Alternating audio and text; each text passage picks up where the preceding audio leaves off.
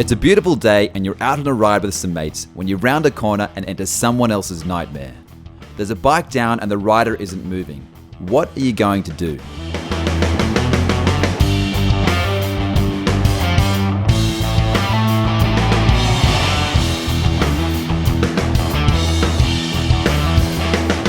The number one thing to do is call the ambos on 000. If that fails, try 112. If there's no reception, then send someone off to call from higher ground. The second thing is to secure the scene. You have to make the scene safe before you can help the rider. That means managing the traffic. If you've got a couple of bikes, park them ideally 2 corners away in each direction, facing the traffic with the headlights and hazards on and indicators flashing.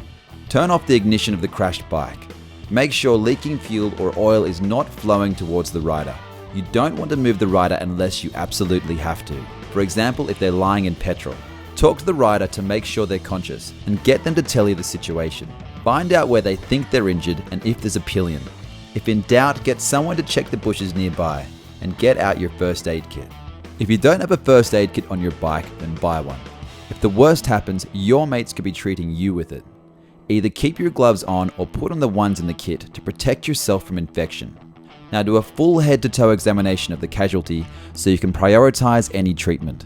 Take extra care checking leathers as they can hide large amounts of blood. Basically, you're looking for any weird lumps, bumps, or sponginess. Hidden bleeding is a real danger. Don't remove leathers. Prioritize the wounds, stop the worst blood loss first. Control the bleeding by applying direct pressure with bandages or a piece of clothing over the leather. Bind right over the bleeding area. If possible, elevate the bleeding part above the level of the chest.